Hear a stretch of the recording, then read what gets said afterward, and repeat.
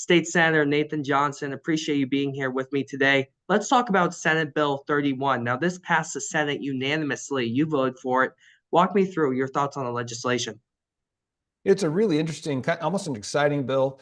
This is an area where there's deep, deep division among people in the state, somewhat, but not exclusively, along partisan lines, Democrat, Republican. It's about abortion, but this is not an abortion ban bill. That's not where the battle was. It was pretty much recognized by everybody that under Texas's existing abortion ban, physicians were basically scared out of providing abortions, emergency medical abortion procedures to women, and it was costing lives. So this was an effort where you saw people on the both sides of the issue come together and say, how can we make sure that physicians know that they're not going to be prosecuted for saving a woman's life? And it involved, well over a year and right down to the final moments of negotiating language that made everybody confident that they were doing good and not harm. And there was real concern on both sides. So, when you say there was over a year of negotiations, are you talking about just this bill, or are you talking about the Heartbeat Act?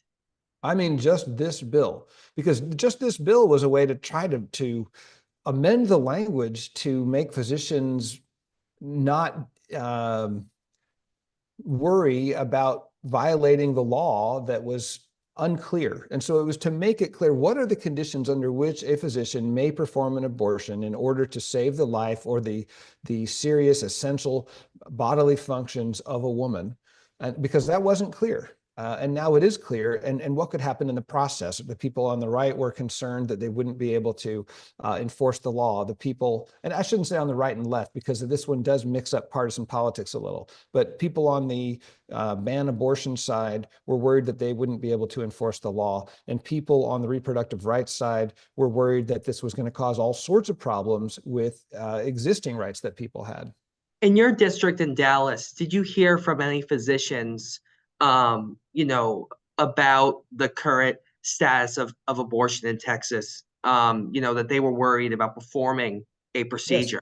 Yes, I did. I heard from physicians. I heard from emergency physicians, OB-GYNs, people who were concerned about our ability to draw medical students. I mean, this really had far-reaching consequences beyond that kind of central debate about whether or not abortion and under what conditions an abortion should be legal.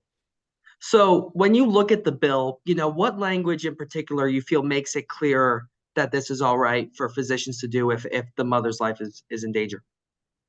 That was actually one of the final negotiated phrases where certain people wanted us not to require that the condition be life-threatening, because what was happening is women would develop a pregnancy complication that in a particular instant was not life-threatening, but was certain to be life-threatening down the road. And they were essentially being told, go home and wait until you're about to die, and then you can come back and we'll take care of you, which of course doesn't always happen, and it's terrible.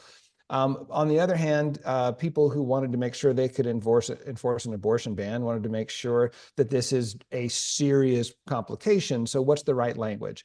And what they came up with, they reinstated the words life-threatening. It has to be a life-threatening condition, but it doesn't have to be life-threatening right now. It's a condition that physicians recognize in their medical expertise will become life-threatening, and we're going to take care of it before the life's mother is hanging in the balance. Before the And mother's life is hanging in the balance, pardon me.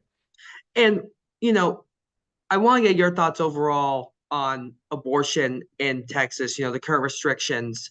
This bill aims to, make it clear when an abortion can be performed. But that being said, what are your overall thoughts on the 6 week roughly limit on abortion in the Oh, state? listen, I've been pretty clear that I do believe that reproductive rights are something that the state should recognize, and we can have very reasonable, rational, moral, passionate arguments about the point at which an abortion should be legally performed. But I have always fallen on the side that women do need those rights. The 6 week ban is not realistic in any way. But even worse, Texas has some older laws dating back to the 1800s, a law that was eventually came into a form and became to be known something we refer to as the 1925 law, where a woman could be prosecuted for murder if she gets an abortion, where husbands could be prosecuted for driving them out of state to receive services.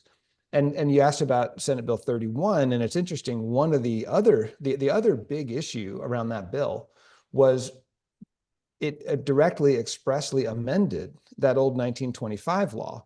And there's this big issue in the courts right now about whether or not that's currently good law. One court has said it is not. It's up on appeal. The concern was, if this bill is solely intended to clarify the conditions under which a physician can perform an emergency abortion, then it shouldn't also be attempting to revive or reanimate a 100-year-old law that upsets people. So can we get some language into this Senate bill that says, look, this is only about what it's talking about. It's not about the 1925 law or its legal status. And there were about 100 versions of some sort of language that gave everybody comfort that that's not what we're trying to do here. And eventually, so the language that was finally put in there is very good. So this bill does only what it does, unlike some other bills like Senate Bill 2880. I do want to ask you though, you mentioned, your belief in reproductive rights. Would you like to see the Heartbeat Act changed? Oh, yeah, I'd like to see it repealed altogether. Do you Absolutely. think that'll happen in this No, legislative session or future legislative no, it will sessions? not happen this legislative session. In the future, what I would like to see is a much more um, a less histrionic dialogue about abortion rights. There are really, really decent people with profound convictions on this subject who disagree with it, who disagree with each other completely.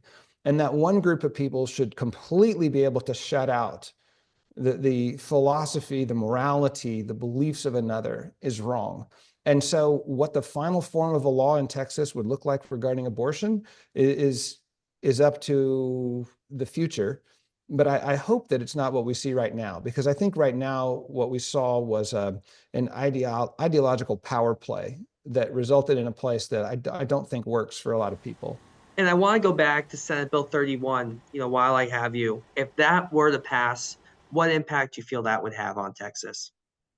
I think it's a good effect. I think you'll see more women able to get emergency care. I think you'll see more physicians willing to perform the medical procedures that they need to perform in order to keep people healthy.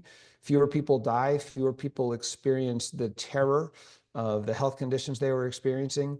And again, this is a place where people on both sides of the issue, passionately against each other on both sides of the issue, agree that this is a positive step forward for everybody.